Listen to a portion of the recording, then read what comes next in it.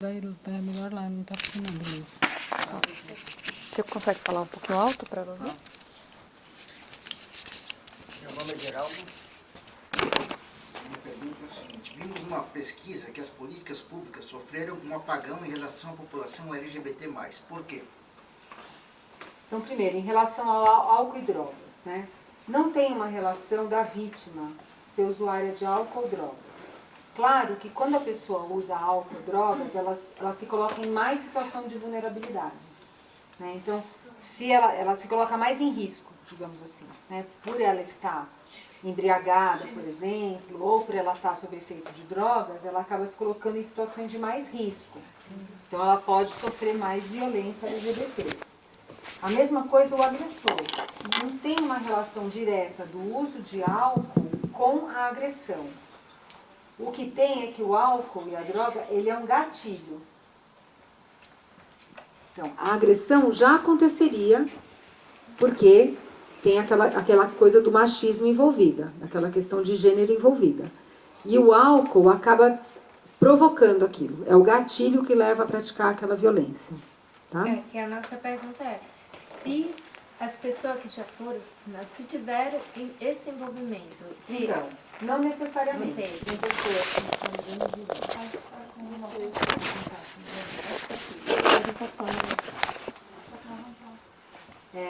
não tem.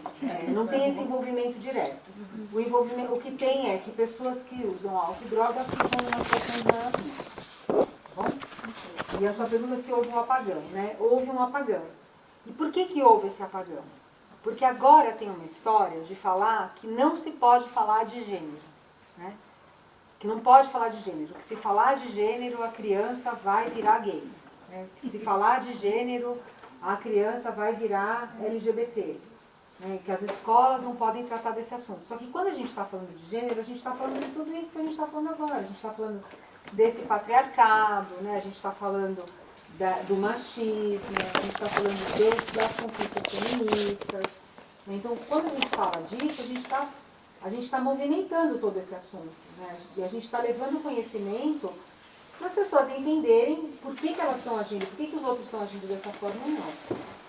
Quando você tem governos que falam que não se pode falar de gênero, que não pode falar sobre LGBT, que LGBT não tem que ter direito, que tem que ter a cura gay, você acaba tendo uma influência desses políticos nas políticas públicas. Né? Então, tem assuntos que não são relacionados à política pública. Então, se eu sou uma pessoa, que eu sou evangélica, ou eu sou católica, e na minha religião não pode isso, não pode aquilo, é uma coisa. Agora, se eu sou um prefeito, se eu sou um administrador público, eu não posso misturar a minha crença com uma política pública. Eu tenho que pensar naquela política pública para todo mundo. Né? Então, houve realmente um apagão, e esse apagão ocorre por conta dessa mistura dos assuntos na questão política. Assunto religioso na questão política, assunto que não tem a ver. Né? Então, aqui a gente está falando aqui de gênero, ninguém aqui vai sair e falar, agora é só porque a Nathalie falou, eu resolvi que eu sou gay. Não é assim, gente, né? É outra coisa, não é uma escolha da pessoa. Por isso que a gente não fala mais em escolha sexual, a gente fala em orientação. Ninguém escolhe ser gay, ninguém escolhe ser lésbica, ninguém escolhe ser branco, ninguém escolhe ser preto. A gente é aquilo que você é. Né? Ah, mas antigamente não tinha tantas pessoas trans. Será que não tinha ou será que as pessoas viviam dentro de si escondendo aquilo porque não podiam se expressar? Né? A mesma coisa, antigamente as mulheres não sofriam tanta violência doméstica. Será que não sofriam? Ou será que elas não tinham nem como procurar ajuda? A minha avó apanhou do meu avô a vida inteira. Ela não tinha como procurar ajuda, não se sabia, não se falava, achava que era normal, que briga marido e mulher, ninguém mete a colher, não era aquilo que a gente ouvia. Então, é aquilo, se a gente não fala do assunto, é que o assunto não existe? Não, a gente só não está falando do assunto. Né? Boa noite. A minha pergunta é, o que as famílias de pessoas LGBT podem fazer para diminuir a violência contra essas pessoas? É difícil, né? Uma família tentar diminuir é muito difícil. Eu acho que se tiver uma pessoa LGBT na minha família, o que eu vou fazer é votar em políticos que não fiquem falando que preferiam ter um filho morto do que um filho LGBT. Né? Acho que essa é uma primeira coisa que a gente tem que fazer. Como família, eu acho que seria isso. A segunda coisa é mostrar que o seu filho LGBT é igual ao filho de todo mundo. Né? Trabalha, vai na escola, faz tudo que o outro faz. Né? E é normal, não tem nenhuma diferença. Eu acho que essa é uma coisa... Não é uma doença, né? Não é uma doença, não é algo que tem cura. Né? Então, se frequenta uma igreja, se frequenta um ambiente em que falam mal, então você está lá no ambiente dos amigos e estão falando lá que o seu filho, gay, não sei o quê, fazendo piada de gay, falou, olha, desculpa, eu não gostaria que você fizesse essa piada porque o meu filho é gay, porque minha filha é gay e isso não é verdade, isso não acontece. Minha filha trabalha, meu filho trabalha, ele tem uma vida normal. Então, acho que é isso, eu comecei a falar do assunto mesmo.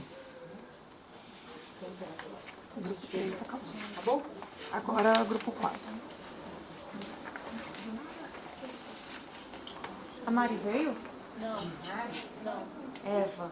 A Mari tá aqui. A Mari tá aqui, ó. Aqui é a Mari na minha frente, meu Deus. Vai, Mari, você.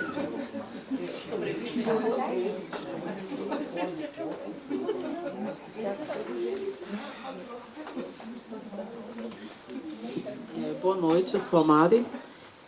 A minha pergunta é: qual ajuda uma pessoa que comete violência doméstica tem que procurar, caso queira mudar o seu comportamento?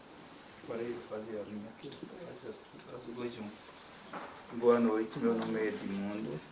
Minha pergunta é: qual a diferença de um agressor para um psicopata?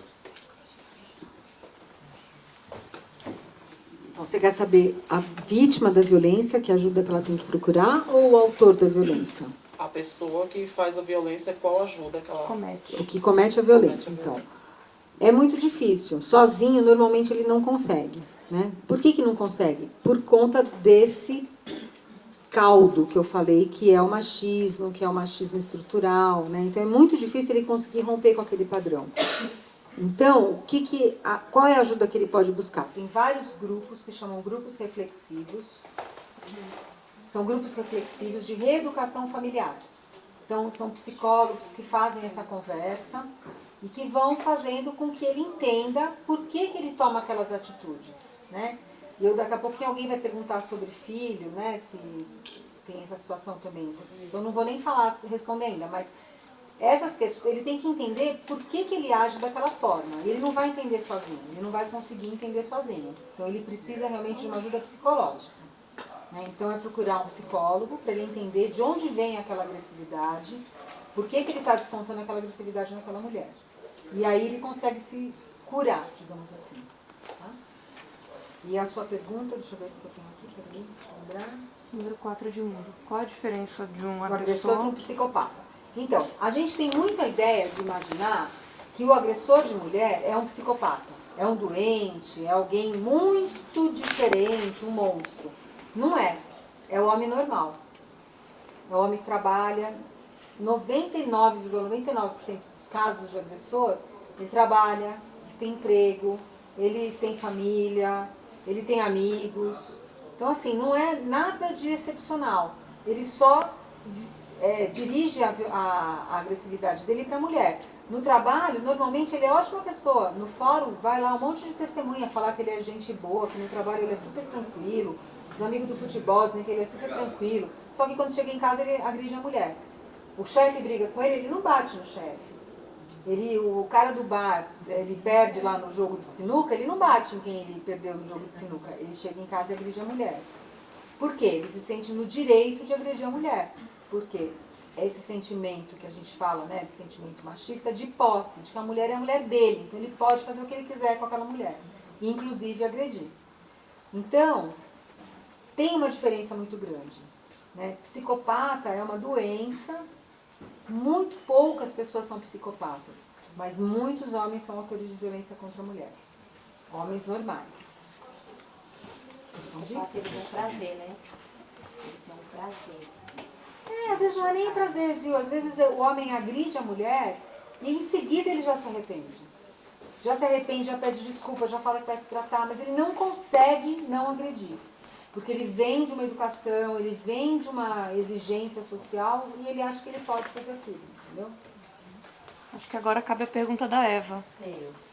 Ô, Nathalie, uma criança que vive em um ambiente violento, qual a probabilidade, a chance dela reproduzir essa violência com suas parceiras? A sua pergunta é ótima, porque é isso que acontece. A chance é enorme dela reproduzir.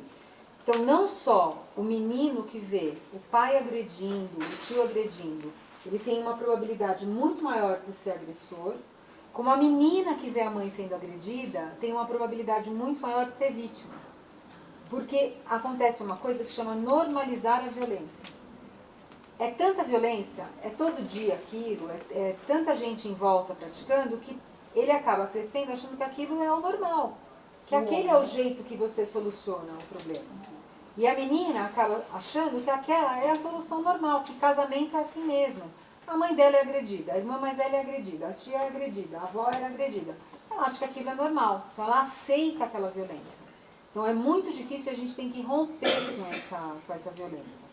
E aí, várias vezes eu venho aqui falar, e aí, enquanto a gente fala de violência doméstica, todo mundo concorda. Mas e quando a gente fala de violência contra a criança? Quando a gente fala do tapa, por exemplo. Ah, mas eu levei tapa e eu não fiquei, né, agressivo. Será? Será que a gente tem que usar da violência com uma criança também? Eu sei, eu tenho 3 filhos e eu tive mais 3 enteadas. Eu tinha 6 crianças em casa. Tinha dia que eu tinha vontade de dar o chinelo assim já direto em todo mundo, de uma vez. Mas a gente tem que parar e pensar e falar, bom, será que é o jeito certo? Será que eu vou estar ensinando certo? Se eu sou adulto e eu estou falando com uma criança, a única coisa que eu tenho a mais é a força física? Ou será que eu tenho mais argumentos para usar com a criança? Para convencê-la de que ela tem que parar de fazer aquela birra. Eu sei, é difícil, a gente está cansado à noite, você já trabalhou o dia inteiro, pegou o ônibus, chegou, pé molhado, choveu, está faltando dinheiro, a gente está de saco cheio, aquela criança começa a fazer birra, não quer comer, joga a comida no chão. Automaticamente a gente dá um tapa. Mas será que a gente também não está educando essa criança a resolver o conflito de forma violenta? Será que a gente não tem uma outra forma de respirar fundo e falar, você hoje vai dormir sem comer. Você jogou sua comida no chão, você vai dormir sem comer. Acabou. Né? A gente consegue, às vezes, solucionar de outra forma. Então, assim, mas é difícil. A gente tem que ir quebrando isso. Tem que quebrar esse... Senão a gente fica nesse ciclo sempre. Então, Nathalie, se isso for solução, acho que eu solucionei parte disso. Eu nunca vi um caso no meu ciclo. Então, parabéns. Porque romper esse ciclo é muito difícil. Você apanhou, não apanhou? Então, e aí, será que você aprendeu mais tendo apanhado ou não? Não sei, será que... É que a gente não pode julgar agora os nossos pais, né, também. Porque era menos educação, era menos informação, né? Então eles solucionavam daquele jeito que eles aprenderam também, eles também apanhavam, né? Mas será que a gente não consegue fazer de outra forma? Então acho que essa é a reflexão que a gente tem que fazer, né? Pra gente criar adultos menos violentos, que não solucionem as coisas no trânsito de forma violenta, né? Que não solucionem com o amiguinho da escola de forma violenta. Agora é a Valéria que vai falar. Eu sou a Valéria e minha pergunta é, diante das informações, os números da violência são crescentes. Apesar das informações, por que esses números não diminuem? Então, tem muitas questões, né? A gente não sabe por que não diminui. Testando o som. Um pouco não diminui, porque tinha uma coisa que chama cifra oculta. Então tinha muita gente que sofria violência e nem procurava a polícia. Nem pensava em denunciar. Sabe quando acontece um caso de violência sexual, de estupro, por exemplo, um médico, que é uma mulher vai lá e denuncia de estupro e aí começa a aparecer um monte de vítima dele, que nem foi aquele Abdel Massif ou João de Deus, né? As primeiras mulheres que sofriam violência, elas nem denunciavam, porque falavam, ninguém vai acreditar em mim, eu não vou lá falar, né? Aí uma vai e outra fala, puxa, mas então, se ela falou, eu também vou. Aí começa aquela onda, né, de várias mulheres denunciando. com a violência doméstica foi um pouco assim. Durante muito tempo, as mulheres não tinham o que fazer. Briga de marido e mulher, ninguém mete a colher. O homem ia lá, era condenado a pagar uma cesta básica. Quem que pagava a cesta básica? A mulher. Ele chegava em casa e ainda falava assim, ô sua vagabunda, você foi lá reclamar no fórum, eu fui condenada a pagar uma cesta básica, você vai lá pagar segunda-feira a cesta básica. Ainda ia ela lá pagar a cesta básica para ele. Então, não tinha solução. Aquilo, a minha avó era uma mulher, minha avó é empregada doméstica, então assim, ela casou, parou de trabalhar, casou com meu avô, apanhava e não tinha o que fazer. Nos anos 50, ela ia se separar? Imagina, uma mulher que se separava, não tinha o que fazer. Ficou vivendo a vida inteira sofrendo violência. Então, essa que é uma questão que a gente tem que olhar, né? Então, um pouco os números vêm aumentando, porque mais mulheres estão reclamando. Um pouco os números vêm aumentando, porque quando a mulher começa a trabalhar, ser independente, ela percebe que ela não quer aquilo para a vida dela. Então, ela vai se separar e ela é agredida. E um pouco vai aumentando, porque os homens também se ressentem. Os homens também ficam, agora tudo é feminismo, agora é tudo violência contra a mulher, e também agridem mais. Então, tem vários fatores, né? Agora, a gente olhando, claro, a gente não está numa situação boa, mas olhando para trás, a gente está muito melhor do que a gente era, né? Que a gente queria que tivesse muito melhor já, mas a gente está muito melhor do que era. Eu vou pedir para alguém do grupo fazer a pergunta do Antônio, que o Antônio não veio, pode ser Mari. Pode ser Mari.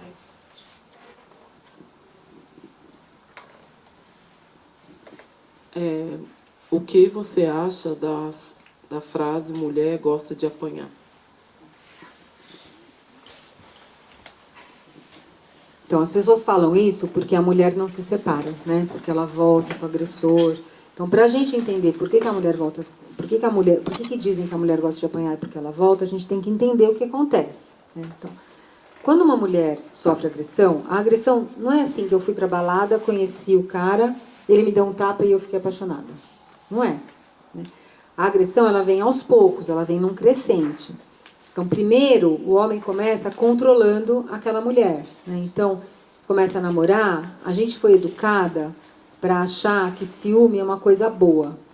Então, começa a namorar, e o rapaz fala assim, eu tenho muito ciúme de você, eu queria que você não saísse mais com as suas amigas sozinha. Aí você fala, gente, ele gosta de mim, ele tem ciúmes, ele não me deixa sair com as minhas amigas. A gente acha bom isso, né?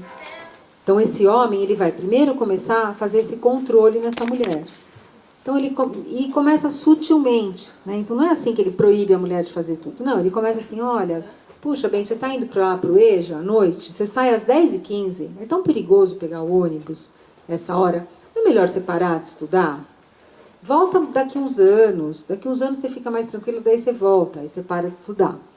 Aí você está lá trabalhando, você ganha o seu salário, aí ele fala assim, aí você tem filho, aí ele fala assim, puxa, mas o que a gente vai gastar para ter uma babá é quase a mesma coisa do que você ganha. Não é melhor você parar de trabalhar? Aí a mulher para de trabalhar, ela perde a autonomia financeira dela. Aí tem lá um churrasco, você tem as suas amigas, que você sempre saiu, não sei o quê, aí ele fala, agora que você casou, não é certo você ficar saindo com essas suas amigas solteiras. Ou aquela sua amiga que é separada. Não sei, ela me olha estranha, ela dá em cima de mim. Começa a criar aquela intriga, você para de sair com as suas amigas. Aí vai lá no churrasco, na casa da família, fala, teu cunhado, eu só levo Heineken, ele só leva Itaipava, ele toma as minhas Heineken, não sei o quê, eu não vou mais lá, é uma confusão na casa da sua mãe, muita barulheira, não quero mais ir, e se eu não vou, você também não vai, domingo você vai ficar aqui em casa. Para de conviver com a família. Então, ele vai fazendo com que a mulher vá se isolando, tudo aos poucos, bem sutilmente, porque eu te amo, eu estou fazendo isso, estou falando para o seu bem, né? Aquela conversa manipuladora. Aí tem o ciúme excessivo, aquele ciúme controlador, né? Que, onde você estava, por que você demorou para chegar, com quem você está falando, deixa eu ver o teu celular. Então, você tem todas essas situações que vão criando uma situação grande ali, que quando você vê, você está isolada, você parou de trabalhar, você teve filho, você está sem as suas amigas, você está longe da sua família, aí começa a agressão, né? Aí, quando começa a agressão, a mulher não tem muito mais para onde ir. Ela não tem mais a rede de apoio dela, ela não tem as amigas, ela está sozinha. E ela vai aceitando aquilo. E aí, a primeira vez que acontece a agressão, e ela não toma uma providência, ela fica com vergonha. E aí, da próxima vez, ela vai ter mais vergonha ainda, porque ela já não fez nada da primeira vez. Aí, ela tem os filhos. Como é que ela vai fazer se ela separar? Ele não vai pagar pensão. Ela mora na casa da sogra. Então, são vários fatores, né? Ela tem medo. Muito marido ameaça a mulher de que ela vai perder a guarda dos filhos. Então, ela não se separa porque ela morre de medo de perder a guarda dos filhos. Muita mulher serve de anteparo, né? Como se fosse um escudo em relação aos filhos. Para ele não agredir os filhos, ela se põe na frente e ela é agredida. Quando ele bebe, ela sabe que ele vai ser agressivo, ela prefere que ele bata nela do que nos filhos. Ela fala, se eu me separar, como é que vai ser o final de semana assim ou não que vai estar com ele? Ele vai beber, ele vai bater nas crianças. Então, são muitos fatores que fazem com que a mulher não se separe.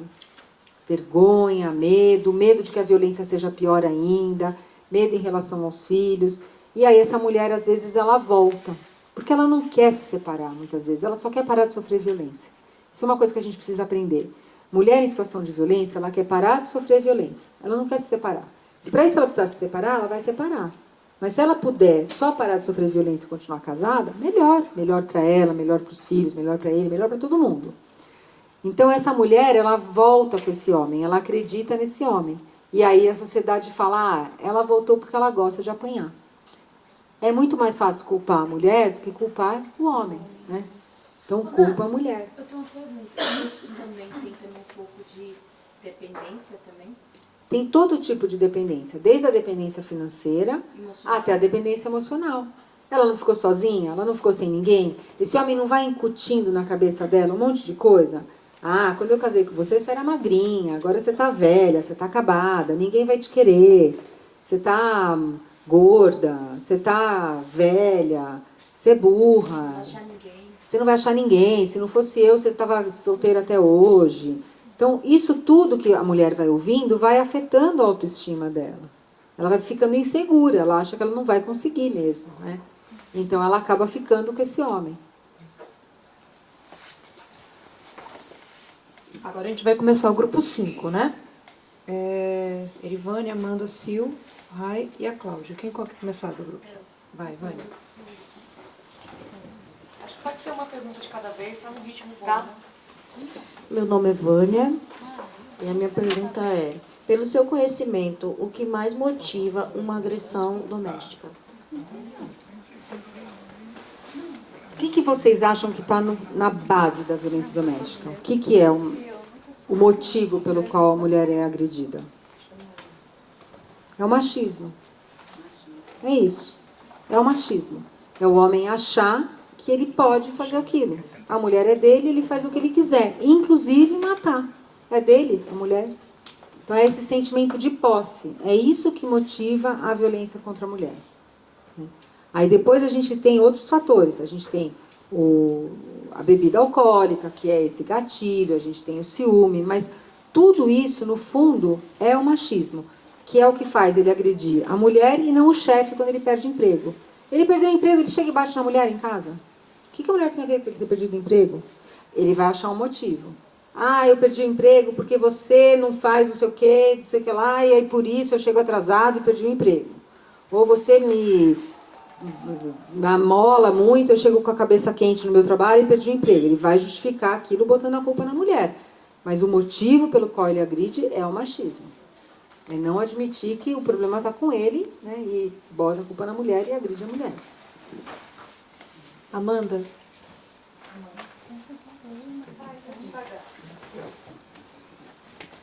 Boa noite, meu nome é Amanda. Minha pergunta é, você acha a Lei Maria Penha falha?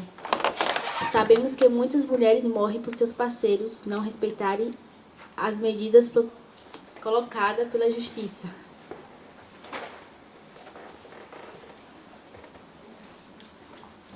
A Lei Maria da Penha ela é muito boa. Ela é uma das 3 melhores do mundo. Com essas últimas modificações que tiveram, eu diria que ela é a melhor do mundo. Ela é muito boa a lei. A gente ainda tem um problema de aplicação dessa lei, então muito processo, então os juízes não dão conta de fazer rápido esses processos, isso é um problema. E a gente tem o problema das medidas protetivas, né, que são concedidas e muitas vezes não são fiscalizadas. Mas, pela minha experiência, só o fato de registrar o boletim de ocorrência já diminui o risco de feminicídio. O fato de ter uma medida protetiva efetivamente diminui o risco de feminicídio. E por que isso? Porque, lembra que eu falei que é esse caldo cultural, esse racismo, esse machismo estrutural? Na hora em que a mulher registra um boletim de ocorrência e um delegado chama esse homem para ser ouvido, ele vai ver que aquilo que ele achava que era normal para ele, que ele viu o pai fazendo, a mãe fazendo, que todo mundo, né, que é meio natural ali na sociedade, ele vai perceber que aquilo não é assim tão normal, que existe uma consequência. Então, sabe quando a gente está fervendo a água para fazer alguma coisa e a água está lá borbulhando e a gente joga um pouco mais de água fria? O que acontece com a fervura? Ela para, né? É a mesma coisa. O boletim de ocorrência, a medida protetiva, ele baixa a temperatura dessa fervura. Então, a medida protetiva, ela salva vidas. O problema é que a gente precisa ter mais políticas públicas de proteção e de fiscalização dessas medidas protetivas. Por exemplo, tornozeleira eletrônica. Em algumas situações de violência grave, o homem precisa ter uma tornozeleira eletrônica, porque a medida protetiva vai dizer que ele não pode se aproximar, e aí, se ele se aproximar, a tornozeleira toca no celular da mulher. Aí ela já pode acionar a polícia. Então, essas medidas são medidas que podem ajudar a proteger as mulheres com as medidas protetivas. E se a internet for boa, né? Se a internet for boa, tem esse problema também. Mas tem outras coisas. Por exemplo, aqui na capital a gente tem a Guardia Maria da Penha, que a Guarda Civil Metropolitana tem umas patrulhas e elas vão na casa. Faz incerta na casa. E se pegar o homem lá, por exemplo, descumprindo a protetiva, já leva preso. Né? Então tem outras medidas onde não tem internet, por exemplo, que dá para ajudar. Sil. Boa noite, meu nome é Silvete. Por que muitas mulheres não procuram a justiça para relatar que está sendo agredida?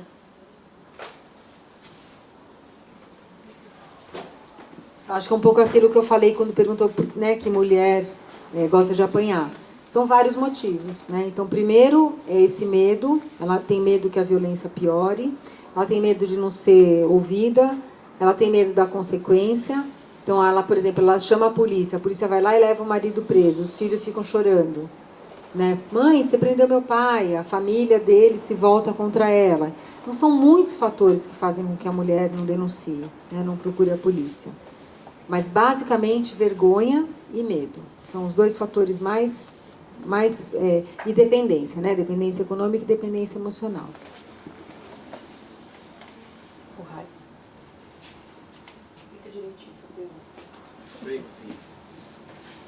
Boa noite, doutora. Desde já eu agradeço por falar de maneira tão clara e a linguagem que a gente entende aqui. Porque a gente é de EJA, não entendia uma linguagem técnica, né? Então, a minha pergunta é o seguinte. A Lei Maria da Penha, já que era uma das melhores leis, ela se estende dentro e fora do lar também? Por exemplo, se o agressor agrediu uma mulher num barzinho, ele é enquadrado em uma outra lei ou ele é enquadrado na Maria da Penha também? A Lei Maria da Penha, ela se enquadra para dentro do domicílio, né, do lar, ou para relações íntimas de afeto. Então, por exemplo, é tio e sobrinha que moram na mesma casa. Ele agrediu a sobrinha. Aplica a Lei Maria da Penha. Tá? Fora de casa, mas é namorado. No barzinho são namorados, ou são ex-namorados, ou são ficantes, por exemplo. Aplica a Lei Maria da Penha. Então, pode ser uma relação doméstica e familiar, então, na mesma casa, na mesma família, ou uma relação íntima de afeto.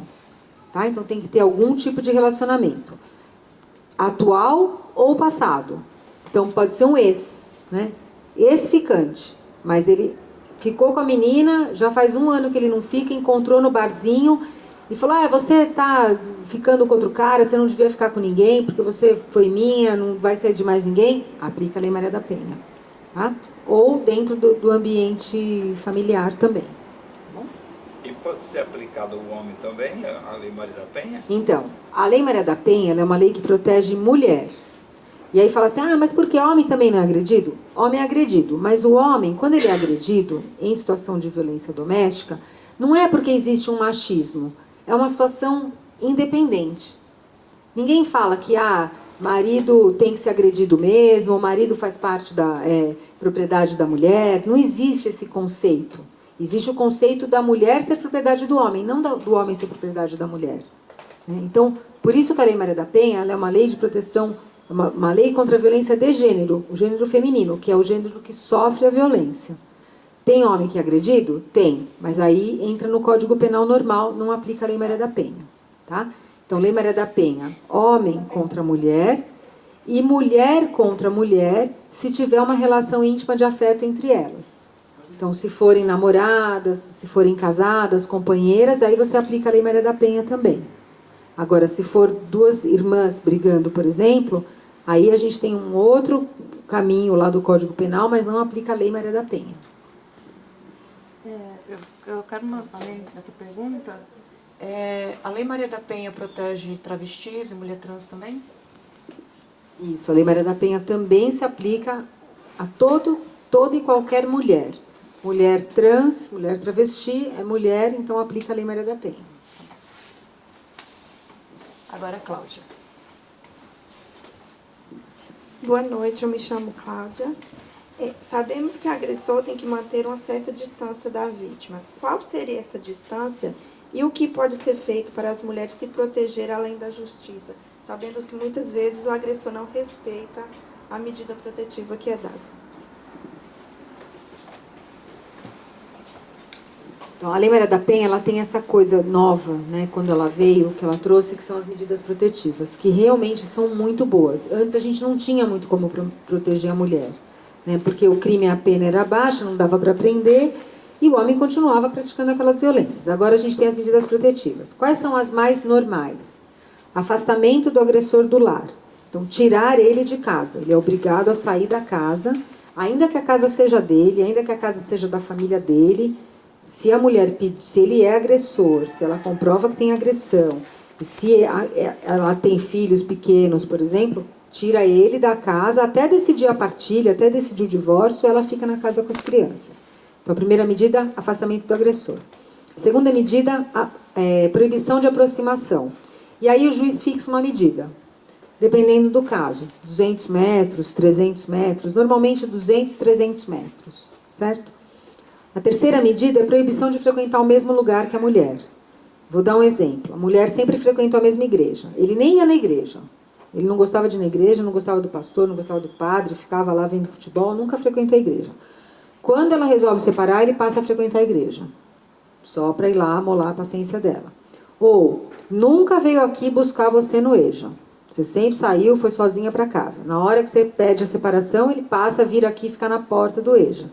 Então, essa terceira medida, que é a medida de proibição de frequentar os mesmos lugares que a mulher. Então, ele pode ser proibido de frequentar o EJA, os Colégios Santa Cruz, proibido de frequentar tal igreja. Uma outra medida protetiva importante, apreensão de arma, suspensão do porte. Então, mesmo que ele tenha o porte de arma, pode ter suspenso o direito dele de ter a arma. E isso é importante, porque a arma de fogo ela é um fator de risco muito grande. Às vezes é importante, por exemplo, o fulano ele é segurança, por exemplo, ele tem arma. E a mulher tem medo, né? Ela fica com medo dele ter arma. Então pode ter a suspensão do porte de arma e essa arma pode ter que ficar, por exemplo, na empresa de segurança. Ele não pode mais levar a arma para casa. Isso é muito comum com o policial militar. Ele tem a suspensão do porte de arma, aí ele tem que ir para casa sem a arma, ele tem que deixar a arma no batalhão, eles ficam bem bravos, mas ele não pode levar a arma para casa porque a arma é um risco para a mulher. Então, depende da medida. É complicado a gente ouvir e a gente vê porque a gente sabe que às vezes se resolve, mas às vezes não. Então, e aí, acho que a outra parte da sua pergunta, né? Como é que... O que as mulheres podem ser feitas? Então, é complicado, porque assim, às vezes, no final das contas, é um papel a medida protetiva, né? É só um papel. Mas, se ele violar a medida protetiva, se ele desobedecer a medida protetiva, ele pode ser preso. Então, é um papel importante. Então, é importante que a mulher, quando ela tem uma medida protetiva, ela não autorize ele a descumprir. Né? Ah, mas por favor, deixa eu ir, que eu estou com saudade das crianças. Não fala, não conversa, fala, tem uma outra pessoa para quem você vai falar e que a criança vai ser levada para você. Então, a mãe, a tia, a irmã, outra pessoa vai fazer essa transferência da criança para ele poder visitar. Então, desculpe interferir, é que eu falo que às vezes não resolve, porque outro dia saiu abertamente um moço que na frente dos filhos ele fez o ato. E a mãe dele, desesperada, tentou avisar a moça, mas não conseguiu evitar. É muito triste, mas às vezes, infelizmente... É muito triste, e é muito triste porque é um crime que a gente já vê que vai acontecer, né? E não é, na frente dos filhos. não é aquela coisa do bar que você não sabe que de repente aconteceu, da briga do trânsito, que de repente alguém sacou a arma e matou. É uma coisa que vai num crescente, né? Por isso que é muito importante. Ele então. tentou avisar a ex dele para não vir pegar aquele dia, ela veio buscar o filho, é a mãe ia levar, mas ele antes foi lá e matou a mulher. Então é triste. É um problema, mas a gente tem que acreditar na medida protetiva, porque ela funciona na maioria das vezes. Eu acho que falar não tem nada a ver com religião, mas acho que você acreditar na força maior. Eu acho que também, mas a gente tem que acreditar também na justiça, né? Porque é quem pode ajudar. Então, fazer isso, pedir a medida protetiva, fazer o boletim de ocorrência e, se descumprir, avisar o promotor, o juiz, porque isso pode revogar, ele pode ter a prisão decretada. Agora a gente vai começar as perguntas do grupo 6. Então, Primeira, eu estou com duas perguntas do Guilherme, e a minha, tá? Boa noite, me chamo Irailges. A pergunta do meu colega Guilherme. Por que existe diferenças na quantidade de casos de violência entre as mulheres de cores diferentes, como branca e negras e parda? A segunda pergunta seria a minha. Quais são as diferenças entre os casos de violências contra as mulheres negras, pobres e mulheres brancas e ricas? A primeira, acho que eu já meio que respondi quando eu falei de feminicídio, né? Que a gente tem essa impressão de que as mulheres pretas e pardas acabam tendo mais dificuldade de acesso à justiça, mais ainda. Como já tem dificuldade para muita coisa, para a justiça não ia ser diferente, né? Então são mais barreiras, aquelas barreiras sociais, barreiras raciais, que elas acabam sofrendo, então acabam tendo mais violência mesmo. Também tem a situação, que eu também coloquei, das mulheres pretas e pardas agora estarem estudando mais, tendo melhores empregos, tendo melhores salários e podendo se livrar daquela situação de violência. E aí, no momento em que ela resolve romper com aquele relacionamento, é o momento em que ela é agredida. No momento em que ela resolve dizer não, é o momento em que ela é agredida. Tá? Então, era aquela primeira pergunta. Isso. Aí a segunda pergunta é, mais ou menos, acho que você quer saber, como é que solucionam diferente, né? Então, assim, todas as mulheres sofrem violência. Brancas, pretas, novas, velhas, ricas, pobres, todo mundo. É democrática a violência contra a mulher. Toda mulher sofre violência. Né? Praticamente toda mulher sofre violência doméstica e toda mulher sofre algum nível de violência. Ou um xingamento no ônibus, ou um xingamento no trânsito, ou Dona Maria, não sabe dirigir, né? Ou um assédio, né, entre aspas, uma importunação sexual, que a gente aprendeu o nome certo, no transporte público. Então, toda mulher sofre. A solução é que é diferente. A mulher de uma classe social mais baixa, ela não tem como procurar, né, pagar um advogado. Então, ela vai procurar a polícia. A mulher de uma classe mais alta, ela tem como procurar um advogado, então ela às vezes resolve essa situação de violência sem ter que chegar na polícia, sem ter que fazer um boletim de ocorrência. Agora, não se iludam, tem muita mulher com dinheiro que sofre violência. Então, aqui no Colégio Santa Cruz, né, eu faço lá parte do grupo das mães, né, do WhatsApp, tal, que a gente fala. Então, eu vira e mexe, eu posto alguma coisa sobre violência contra a mulher, alguma coisa de machismo. Então, todo mundo sabe que eu trabalho com isso. E vira e mexe, uma mãe daqui da escola me liga para conversar e para pedir orientação. O que ela faz, como é que ela faz, que ela sofre violência psicológica. E, às vezes, a violência, para ela também, às vezes é mais vergonhosa ainda, né? Porque, às vezes, ela tem uma posição social, por exemplo, ela tem uma profissão, que ela fica mais envergonhada ainda de ser vítima de violência. Então, é igual para todo mundo. A solução é que vai ser diferente. Algumas mulheres conseguem solucionar de forma sem procurar a polícia, outras procuram a polícia. É isso? Irene, sua vez.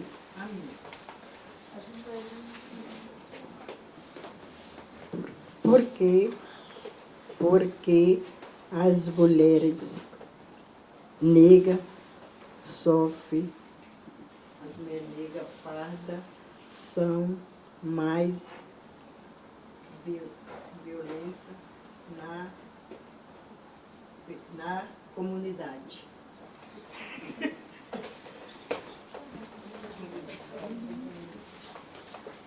Então, é aquilo, né? Conforme a gente vai adicionando situações, vai ficando mais grave a condição. Então, ser mulher já é uma condição de vulnerabilidade. A gente já é mais propensa, a gente já está mais em risco só pelo fato de ser mulher. Tá certo? Acho que isso a gente pode concordar. Todos os homens aqui se sentem mais seguros do que todas as mulheres daqui, não é? Homem tem medo de ser assaltado, não tem? Tem, você tem medo de ser assaltado. A gente também tem. Só que a gente também tem medo de ser estuprada. A gente também tem medo de ser violentada. A gente também tem medo de ser assassinada, né? Então, só ser mulher já é uma situação de vulnerabilidade, de maior risco. Ser mulher preta, parda, negra, já é mais uma situação de risco, porque já adiciona, além do machismo, adiciona o racismo. Então, ela já sofre mais violências por ser uma mulher, né? Já tem mais uma questão ali adicionada.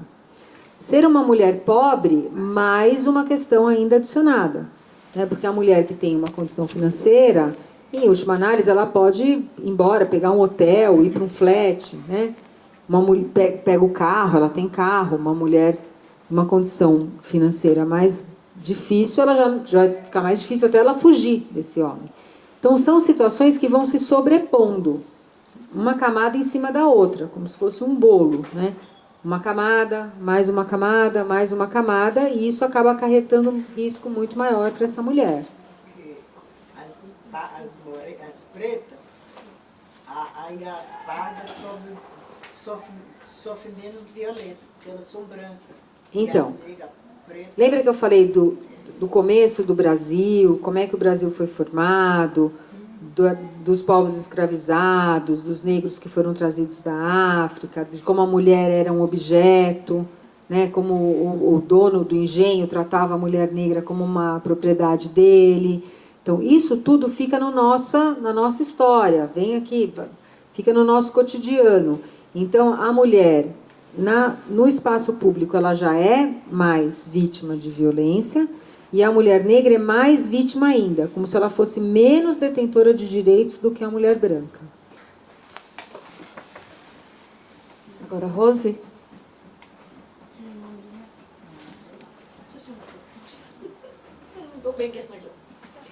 Como o Estado ou o governo pode reduzir a ocorrência de feminicídio e violência a mulheres?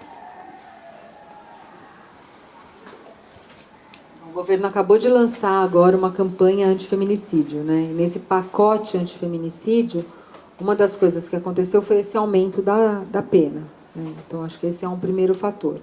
Tem que investir em política pública, tem que investir em delegacia para a mulher, tem que investir em psicólogos para fazer o acompanhamento, tem que investir em curso de reeducação dos homens que funcionam. Então, os homens que passam pelo curso de reeducação, quando a gente tem o processo, lá o homem sofreu um processo de violência, né? Praticou uma violência, é denunciado.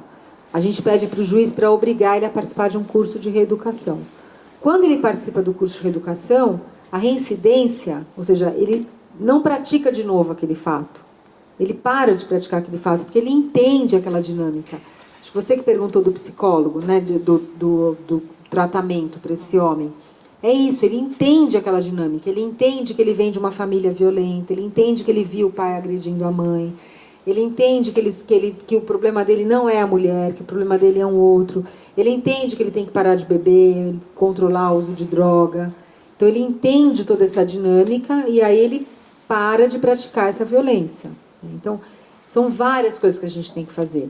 A gente tem que dar autonomia para as meninas têm que começar a confiar nelas, elas têm que confiar que elas não precisam ter um marido, não precisam ter um namorado, a não ser que seja alguém que seja bom para elas. Né? Que uma mulher, melhor ela estar solteira, sozinha, do que com alguém que agride. Né? Autonomia financeira, que ela saiba que ela não pode parar de trabalhar. Agora está uma onda aí dessas mulheres que são as esposas tradicionais. Então, a esposa que para de trabalhar e fica lá sendo dona de casa, ela acorda às 5 da manhã para fazer o pão do marido, o marido sai para trabalhar, ela fica lá cozinhando, lavando, passando, e ela acha a vida dela maravilhosa. Até o dia em que ela precisar, né? Precisar de dinheiro, precisar se separar, por exemplo, sofrer uma violência. Então, assim, é importante a gente educar as meninas para isso. Educar as meninas para que elas tenham os mesmos direitos que os meninos. Né? Educar os meninos de que as meninas têm os mesmos direitos que eles. Educar que todo mundo tem que, fazendo o mesmo trabalho, tem que ganhar o mesmo salário. Educar que a gente não soluciona as coisas de forma violenta. Isso é uma coisa, para o futuro. Para agora, o que a gente tem que fazer? Tem que ter uma repressão boa. Então, o homem tem que saber que se ele agredir a mulher, ele vai para a cadeia. Ou ele vai ter uma consequência daquele ato dele. Ele tem que acreditar que a medida protetiva é importante, que se ele descumprir, ele vai preso. Se não, fica muito fácil, né? Ele fala, eu vou bater e não vai acontecer nada. Vou ter a medida protetiva, eu vou descumprir e não vai acontecer nada. Então, a gente precisa dessas políticas públicas para fazer com que isso pare. Né? Obrigada. Deixa eu só fazer uma perguntinha só rápida, eu vou embora. Esse negócio de romantizar muito a violência doméstica como tem em filme, minha filha me obrigou a ler e assistir o filme por causa disso. Eu achava que era um romance belíssimo. Quando eu fui ver mesmo, eu pensei, nossa, a mulher apanha. Ela falou, pois é, mãe, mas é um romance e isso está muito na mídia, assim.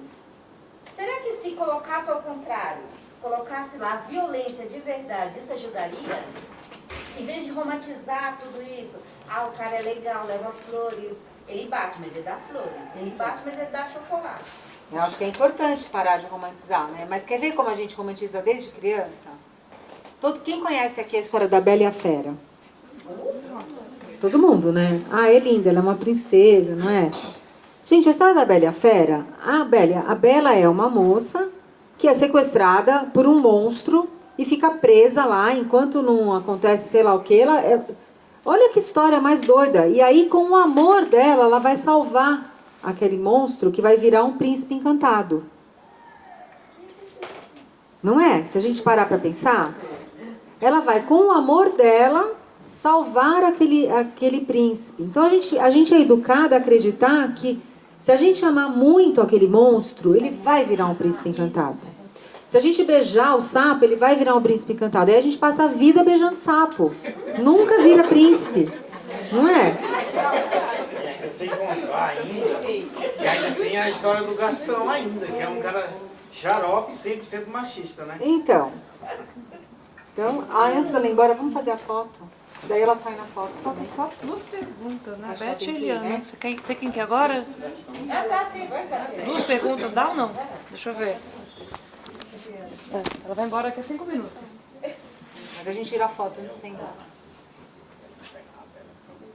Boa noite, Nathalie. Meu nome é Elizabeth. A minha pergunta é: existe diferença na punição de agressores de mulheres brancas em comparação com os agressores de mulheres negras? Eu acho que eu queria antes dessa pergunta, que eu acho que é uma pergunta que complementa. Boa noite. Quem busca mais a ajuda da justiça e da polícia É as mulheres negras ou as mulheres brancas? Existe diferença no tratamento dos agressores e quem busca mais ajuda. Então, não tem diferença na pena, né? Como eu falei do feminicídio também, não tem diferença, salvo se, além de agredir, ele também fez uma ofensa racista. Então, por exemplo, na hora que ele agrediu, ele estava agredindo e ainda xingou a mulher e usou uma ofensa racista. Aí ele pode também ter essa pena em relação ao racismo, tá? Mas senão não tem diferença. E todas as mulheres procuram. Mulheres brancas, mulheres pardas, mulheres negras, todas as mulheres procuram. O que a gente vê é que mulheres com menos condição financeira procuram mais, porque não tem outra forma de solucionar que não a forma indo procurar a polícia, tá? Mas todas as mulheres são vítimas e todas as mulheres procuram. E o que a gente tem é essa suspeita de que as mulheres negras são menos ouvidas. Né? A autoridade policial, o delegado, o juiz, acredita menos na palavra da mulher negra, por conta desse racismo estrutural. Né? Não é uma coisa que é dita, mas é uma coisa que é sentida. Né? Tem casos que chega até um julgamento, né, de uma mulher violentada. Nesse caso também eles trabalham da mesma forma, o atendimento, assim? Então, o atendimento é igual, tem que ser igual, não pode ter diferença, né? É que tem aquela coisa do subconsciente, sabe? Daquela coisa que você tá lá e você nem tá vendo. Que nem quando a gente faz um comentário da vagabunda que andou com o marido, com a mulher, com o cara casado. Quando a gente para pensar, a gente fala assim, gente, mas não é ela que é o problema, é ele que é casado, ele que foi lá e jurou fidelidade, não é a mulher. Mas o machismo entra assim e a gente xinga a mulher. Vou fazer uma pergunta para você. Eu tenho um primo dele, ele mora na Vila do Zé Medo, ele é advogado de criminalista, né? E ele tirou 3 presos da cadeia. Aí a mãe dele brigou muito com ele, que não era para fazer isso. Será que ele pulou muito dinheiro? Deve ter. Acho que não. O que acontece, assim, todo mundo tem direito a ter um advogado, tá certo? O advogado, ele tem que trabalhar para todo mundo. Ele trabalha para quem é bandido. Eu tenho um amigo, um grande amigo meu, que é advogado criminalista. E ele fala, às vezes eu brinco com ele e falo, ai, Berê, não acredito que você vai defender esse cara. Ele fala, Deus me deu, ele fala essa frase, eu acho muito engraçada. Deus me deu a graça de só ter clientes inocentes. Olha, eu sou apaixonada por direito. Eu acho uma graça essa frase dele. Então, as pessoas têm direito a ter um advogado. Às vezes a pessoa foi acusada e provou que não era ele o autor do fato, né? Agora, é difícil mesmo. Tem casos que você fala, nossa, como é que alguém defende aquele Roger, né? Como é que alguém defende o João de Deus, com esse monte de vítima, né? Mas alguém tem que defender, né? E aí o que acontece é que o advogado ganha dinheiro, né? O juiz e o promotor não. Eu tenho um sobrinho que é advogado também, só tirou um, mora no São Luís. Eles ganham dinheiro. Gente, vamos fazer uma pausa agora para foto. E aí depois da foto a gente pode ter mais 15 minutinhos para fazer perguntas, se alguém quiser. Tirar uma dúvida, fazer uma coisinha mais... Tem mais gente, né? Podia... Vem todo mundo. Todo mundo pra cá. Ou a gente sai das cadeiras. Tá bom aí, né? Tem alguém aqui na frente. Tá todo mundo aqui. Faz uma fila sentada. Quem vai ficar sentado? Isso, que aí ocupa espaço. Pequeno vai pra frente, os grandes pra trás. Ó, assim você não sai, vai pra ali.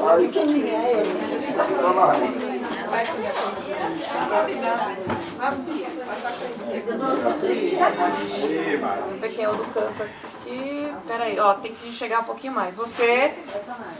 A cadeira aqui atrapalha. Vamos lá, você mesmo. Passa aí. Aqui. Então. Mais um. Ah, peraí que eu também quero sair.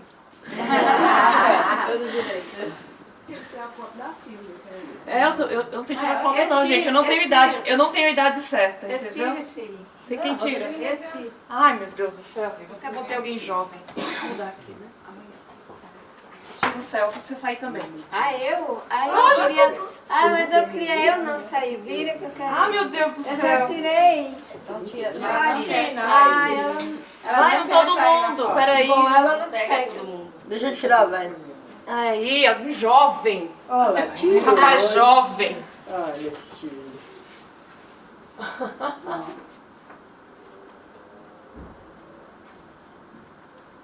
Aê, aê, ó. Cuidado pra não cortar as cabeças lá em cima.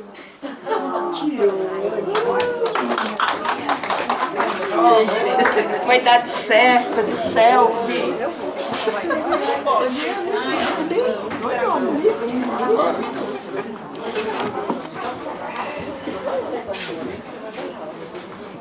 Gente, a gente podia aproveitar esses minutinhos para fazer as considerações finais. Se alguém quiser fazer uma pergunta, tirar uma dúvida, uma pergunta que pensou depois das respostas. Vamos Nossa! só fazer a última pergunta agora. Quem é feminista aqui? Muito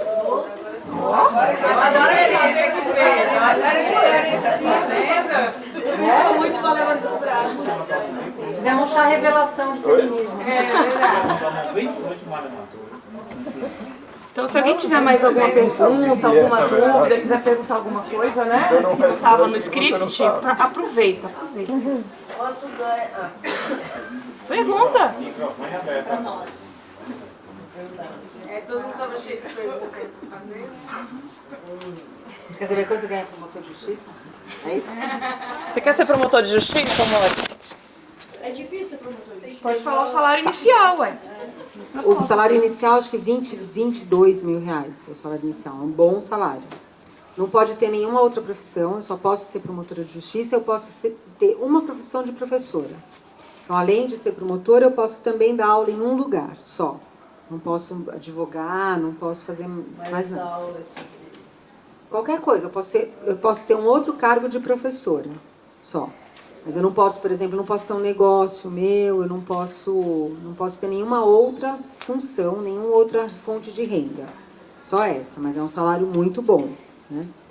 É um concurso difícil de passar. Eu passei já bastante tempo, né? Eu era bem novinha quando eu prestei o concurso, eu passei com 23 anos. Bem nova, é. Agora precisa se formar e ter 3 anos de prática jurídica. Então tem que trabalhar 3 anos como advogado ou trabalhar em fórum para daí poder prestar o concurso. E é um concurso bastante difícil de passar. As pessoas, assim, precisa estudar bastante, precisa se preparar bastante para passar no concurso. Aí depois, quando a gente passa, a gente fica trabalhando como substituto. Então, durante 2 anos, você trabalha e você tem o seu trabalho fiscalizado para ver se você vai continuar sendo. Como é qualquer funcionário público, né? Funcionário público, para ser efetivado, precisa de 2 anos. E aí você fica 2 anos pulando, cobrindo férias de um, férias de outro, você vai trabalhando em todos os lugares. E aí depois você começa e vai para uma cidadezinha pequenininha. Eu comecei numa cidade que chama Pompeia, depois de Marília. Tem alguém aqui que é do interior de São Paulo? Então, Pompeia fica entre Marília e Tupã. Lá, bem longe, dá umas 7 horas de ônibus, eu levava para chegar. Aí depois de lá eu fui para uma cidade um pouquinho maior, que foi Itaquaquecetuba, que é perto já da região da Zona Leste ali. Aí eu fui promotora em Guarulhos, daí eu fui para Osasco, daí eu vim para São Paulo. Eu queria fazer uma pergunta. Não tem nada a ver aqui, mas eu falo em justiça e eu li outro dia, às vezes eu gosto de abrir e ler, eu leio só por cima. Mas tinha uma reportagem que falava em 3 juízes que vendia sentença. Eu quero saber o que acontece com eles depois. Tem alguma? Então, agora estão 5 desembargadores do Mato Grosso que foram presos vendendo sentença, né? É muito grave isso. Assim, eles foram... Porque a gente sabe que não é pessoas pequenas, já são pessoas de carreira. E a tonelada de dinheiro que estava do lado, assim, era muito dinheiro. Eu vi também a foto da mesa, né, cheio de dinheiro. É muito grave, né? Porque quando você procura justiça, você espera ter uma decisão justa, né? E não que alguém vá pagar para ter uma decisão A ou B, né? Então, eu acho bem grave. O que acontece é que eles vão ser processados e eles podem perder o cargo, né? Então, pode perder e não ser mais juiz, perde o cargo de juiz. E, às vezes eles acabam se aposentando correndo, porque já tem tempo, esses desembargadores já são antigos, mas depois pode perder a aposentadoria. O problema é que é um processo demorado. E eles têm bons advogados. O dinheiro fica para o Estado, o dinheiro. A não ser que eles comprovem que, por exemplo, era do salário deles, mas naquele caso não dá para ser. Né? Então, perde o dinheiro para o Estado, fica apreendido, no final vai para o Estado. E o problema é que o processo demora, né? Eles têm bons advogados, que nem o parente dela lá, ela foi embora. Ah, o teu parente. Né? Pega uns advogados bons, aí fica enrolando no processo, faz coisa, faz aquela outra, né? E aí acaba demorando o processo, às vezes, muitos anos, e enquanto esse tempo eles ficam ganhando, né? Sem trabalhar. Tem uma pena, pode ser processado, vai ser processado e tem uma pena de corrupção. Tanto que eles estavam, 3 ou 4 tinham sido presos e agora eles estão com tornozeleira eletrônica, né? Foi concedida a liberdade, mas com tornozeleira eletrônica. Mas o Estado, o país não pode se isorar, cortar de vez o salário deles, tirar? Então, como eles são juízes, enquanto o processo estiver correndo, eles continuam tendo salário. Aí, às vezes a situação é muito grave e consegue bloquear o salário antes. Mas é difícil, porque é isso, eles têm bons advogados, eles vão questionar, vai fazer um recurso, então fica difícil mesmo. Por isso que é muito importante que a gente tenha um concurso muito difícil, um concurso que prepare bem para você tentar eliminar esse tipo de gente que quer chegar lá e fazer coisa errada. Mas gente que faz coisa errada tem em todo lugar, né? Tem aqui, tem professor, tem aluno, tem juiz, tem médico, infelizmente, tem pastor, tem padre, tem em todo quanto lugar tem gente que faz coisa errada, né? Mas é bem a minoria mesmo. Você, por ser mulher, você é respeitada no seu cargo? Então, você sabe que a gente sofre muito machismo também, viu? Assim, aquele machismo sem querer, né? Então, por exemplo, quando eu cheguei lá em Pompeia, eu era muito nova. Então as pessoas não acreditavam que eu era promotora. Então a frase que eu mais ouvia era: mocinha, cadê o promotor? Né? Mocinha, você pode chamar o promotor? Eu falava: o promotor sou eu. Ah, mas então você não vai conseguir resolver meu problema, porque é muito complicado. Né? Não queriam ser atendidos por uma mulher, não queriam ser atendidos por uma mulher jovem. Né? Agora, assim, é mais difícil, mas, por exemplo, eu trabalhei com vários crimes. Né? Sempre fui promotora criminal, a maior parte do tempo eu fui promotora criminal. Então trabalhei com tudo quanto foi crime. Desde PCC até tudo.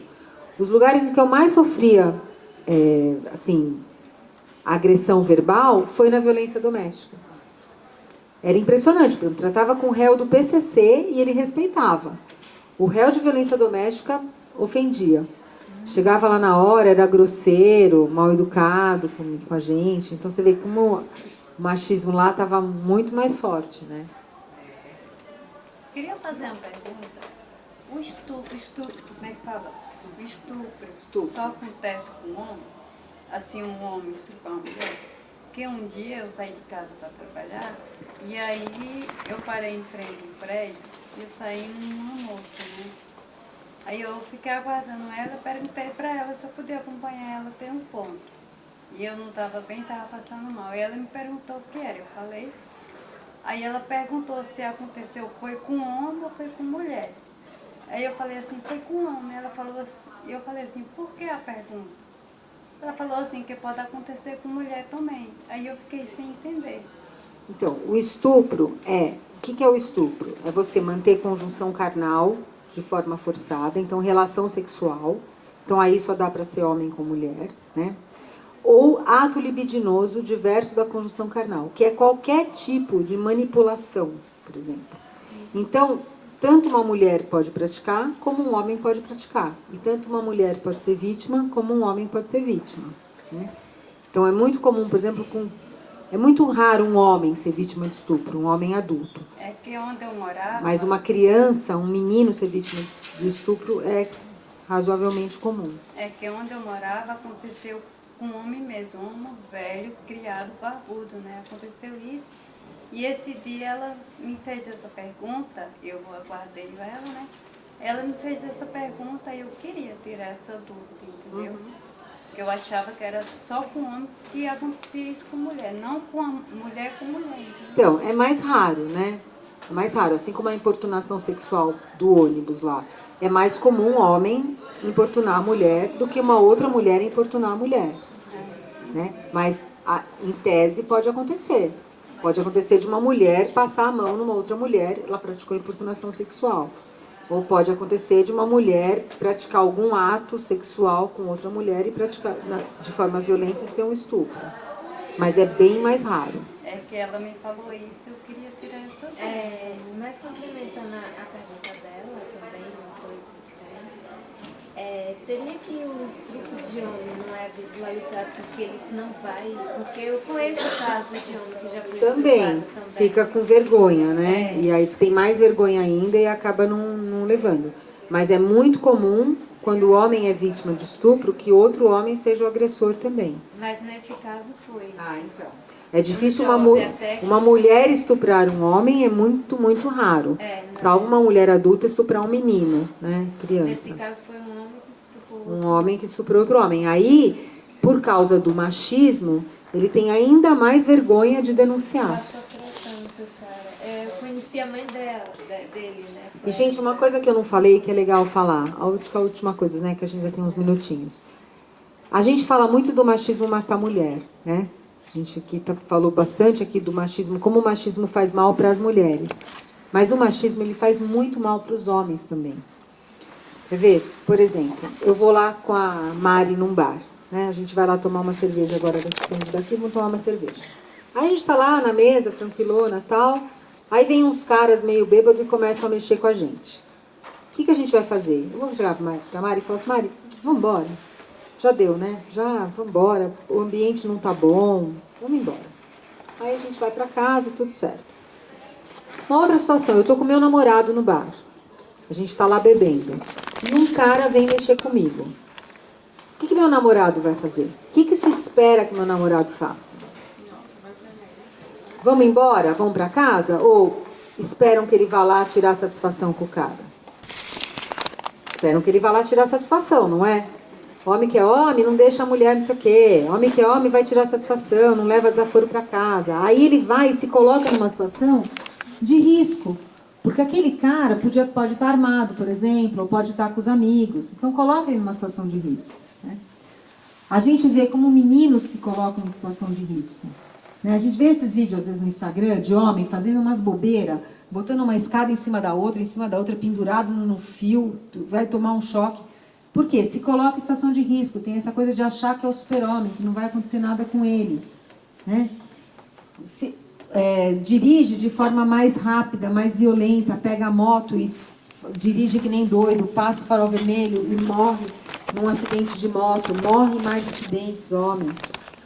Homens brigam mais, são mais violentos, briga de torcida de futebol agora que a gente está vendo. Então, homens se colocam em situação de muito mais risco por conta do machismo.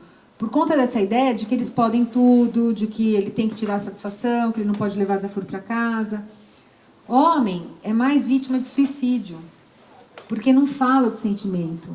Não fala dos problemas que tem, não chora. Homem não chora, engole o choro. Homem que é homem não sofre por amor. E ele não fala desses problemas e sofre mais problemas de saúde mental. Então o machismo ele é muito ruim. Ele não é ruim só para as mulheres, ele é ruim também para os homens. Então essa era a última coisa que eu queria falar para vocês e deixar aqui para a gente guardado isso.